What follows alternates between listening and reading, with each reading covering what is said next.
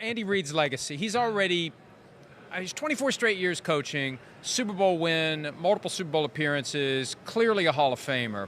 But what does getting to number 2 mean for him in the pantheon of all-time great coaches? What do you mean getting to number 2? If he wins the second Super Bowl. Oh, I see. Not anything that would be traditional use of number 2. Thank you.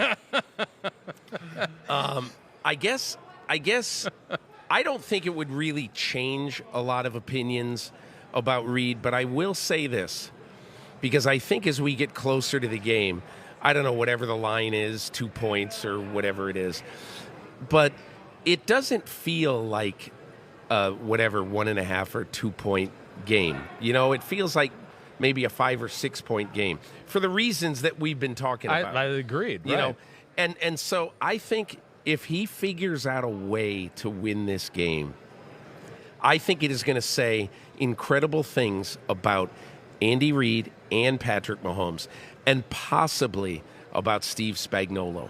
Yes. Because if Spagnuolo figures a way to penetrate the iron curtain of that offensive front of the Philadelphia Eagles, we're going to be writing some very complimentary things about him. Now he would have figured out a way inside the 18-0 Patriots and inside of maybe the best offensive line in recent NFL history. Yeah. I mean, to me, it takes him to another stratosphere. I will say. I mean, I think the fact where you go, wait, a second Super Bowl win, 5th Super Bowl appearance, 3 out of the last 4 years, like, I think you go from Hall of Famer, which we all agree is where he's at already, to like, now you're kind of in like, I don't know. For me, I'm just going to throw out some like Don Shula, Tom Landryville. Yeah. I feel like you go into that don't group, forget, right? And don't forget. Am I crazy to say that? No. All right.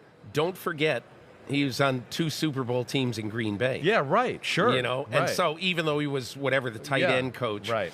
But I do think the one thing about Andy Reid that, look, I remember asking somebody very close to Andy Reid, this is 3 or 4 years ago, how much longer for him? And this person said 2, maybe 3 years.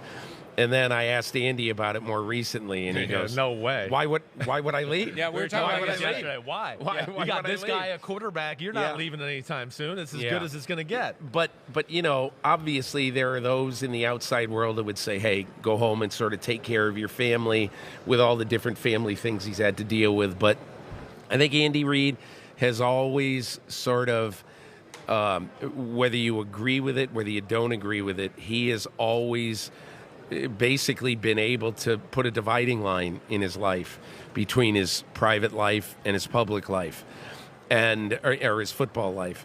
And I do think that he's going to coach until probably physically he's not able to coach anymore. One thing Chris detected when he was out there is no stress whatsoever. Right. None of that agitation. Hurry up the interview. I got to go do this. I got to do that. Very calm. You know, embraces everything. Right. And, Can I tell you? And you just keep going. There's no reason to stop. Let me tell you a story from that time before the 49ers Super Bowl when I rode to work with him. Right.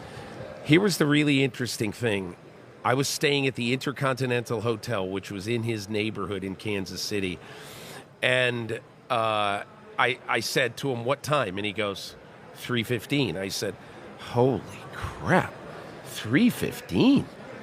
And so I got down to the lobby of the hotel at 3:10, and there was an SUV in the driveway of the hotel. And I said, "I should just check." And I went out there. I said, "How long you been here?" He said, "I got here at 3:07. And I said, "What the hell? Is this good for you?" And he goes, "I always wake up and have to go to the bathroom, and then usually it's pretty hard for me to go back to sleep. And so I just figure, okay, I'm going to work until I get tired, and then, whatever." So, but that day, that was the longest one of these I've ever had. That day, we were together for 1 hour and 15 minutes. And I went into his office with him afterwards. And the point is that he basically has so much trust at the time, okay? He had so much trust in his staff, so much trust in Bieniemy and Kafka at the time. And I forget if Nagy was there then. I don't think he was. No, he was I think gone. he was gone. Right. But he has so much trust in his staff that they're in their little cocoons too, Right. getting ready for the day and doing the little projects that he has set up for them.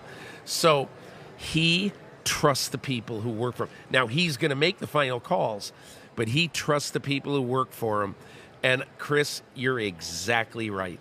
He's not really in any hurry if he's doing something that he wants to do. Right? It doesn't seem that way. Because he'll find a way to get everything else done. Right. You know? Well, let me ask you, like Sirianni, you get that same sense with him, right? As a matter of fact, he said to me, he said, "You got everything you need?" And I said, "You know, Nick, I'm respectful of your time. I said, ride to work. We've been sitting here for 10 minutes. You need to go to work." And he goes, "Yeah, I'm okay. I'm all right." Yeah. And, you know, we took a couple more minutes. And then at the end of it, he said to me, "Hey, let me drive you to where you're getting picked up." And I said, no, just go to work. And then I got out of the car, and I had maybe a 500-yard walk to where my car was. And I said, holy crap, I wish I said yes to him because it was effing cold outside. You know? Hi, it's Mike Florio. Thanks for watching PFT on YouTube. Hit subscribe for the latest news and analysis from Pro Football Talk.